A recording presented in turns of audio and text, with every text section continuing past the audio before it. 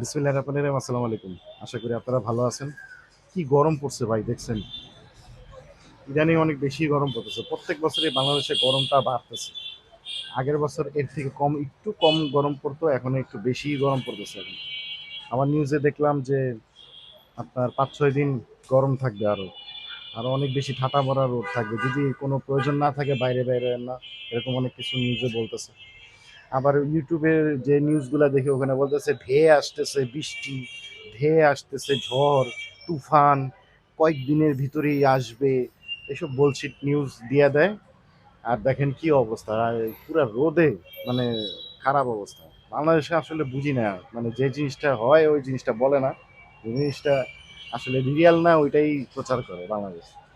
যাই হোক, আমরা আজকে আরেকটা পারফিউম দেখাচ্ছি। আজকে যেহেতু অ্যানিভার্সারি শুরু আমার, সো অ্যানিভার্সারি হিসেবে আমি চিন্তা করলাম যে আপনাদেরকে আমি ভিডিও দিয়েছিলাম যে আমি দুইটা পারফিউম কিনছিলাম, ওই দুইটা পারফিউম আনবক্সিং করব।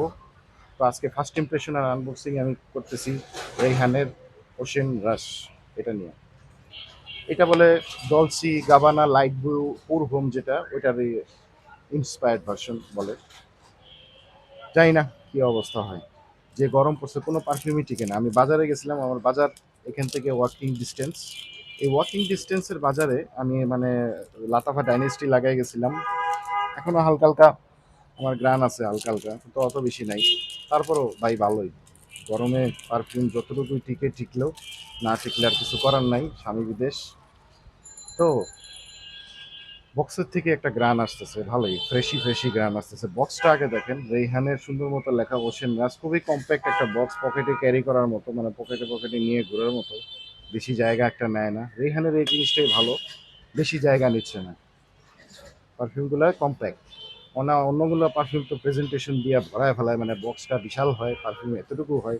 কিন্তু এটা এরকম নাই, পারফিউম যতটুকু মানে ধৈর্য বোঝা যাচ্ছে যে না এই পর্যন্তই পারফিউম আছে। আচ্ছা, তা আমি খুলি। রেইহানের বক্সগুলো সব একই ধাঁচেরই হয়, এইভাবে করে খুলতে হয়। ভিতরে আবার আরেকটা হোল্ডারের মতো রাখছে, আর তার ভিতরে একটা ফ্রেশি পারফিউম। তো বক্সটাকে আমরা সাইডে রাখি, বক্সে আর কিছু দেখানোর নাই। এই হচ্ছে গিয়ে এটার বোতল, রেইহানের ওশেন রাশ লেখা, পোর হোম। আর বোতলটা হচ্ছে ব্লুইশ কালার। আমার এখানে ক্যামেরায় বোঝা যাচ্ছে কিনা, হয়তো বোঝা যাচ্ছে ব্লুইশ কালার, ম্যাগনেটিক ক্যাপ।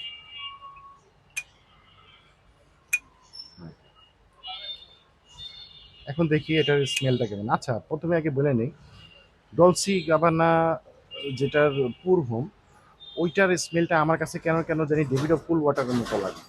আপনাদের কাছে লাগে কিনা জানি না, আমার ডেভিড অফ কুল ওয়াটার যেটা আছে ওইটার মতোই আমার কাছে সিমিলার লাগে, খালি ডেভিড অফ কুল ওয়াটারের একটু ঝাঁঝালো লাগে বেশি। এটা দেখি কি অবস্থা, স্প্রে করি। স্প্রেটা ভালো। আচ্ছা, কি আমার ঠকায় দিল নাকি আমি বুঝলাম না। হালকা অল্প একটু খালি কেন? না না, ঠিক আছে। আচ্ছা, মনে মনে করে বেশিরভাগ খালিই থাকে, 100 ml বললে 100 ml দেয় না, বুঝি না। আচ্ছা যাই হোক, স্মেলটা আমার কাছে এটার ভিতরে লেবু লেবু কিছু ভাব আসতেছে। আমি আসলে নোটস দেখি নাই, এটা নোটস দেখার সময় আমি পাই নাই। খালি আমি আহ, যেখান থেকে কিনছি ওরা বলছে এটা লাইট ব্লু ডলসি গাবানার ডুব। আচ্ছা ঠিক আছে, ফাইন। বোতলের আসলে আমার যতগুলা রেহানের কালেকশন আছে, হ্যাঁ, তো আমার কাছে মনে হয় এটা সবচেয়ে চিপ বোতলের কালেকশন আসলে। দেখেন এটার মানে ফিনিশিংটা আমার কাছে অতটা বেশি ভালো লাগে না। ক্যাপটা ম্যাগনেটিক দিছে, ফাইন, কিন্তু ক্যাপটা আসলে মানে আমার রেহান ইটালিয়া আছে, তারপরে ইয়া আছে, আরো অনেকগুলো আছে রেহানের যেগুলো ম্যাগনেটিক ক্যাপওয়ালা। আমার কাছে অত বেশি ভালো লাগে না, বোতলটা একটু চিপ লাগতেছে, চিপি বোতল আছে। অবশ্য এটা রেহানের যতগুলো পারফিউম আছে সবগুলো থেকে সস্তা। 1500-1600 টাকা, 1700 টাকা। আমি কিনছি এটা 2000 টাকা দিয়ে, যখন প্রথমে আসছিল একদম শুরুতে।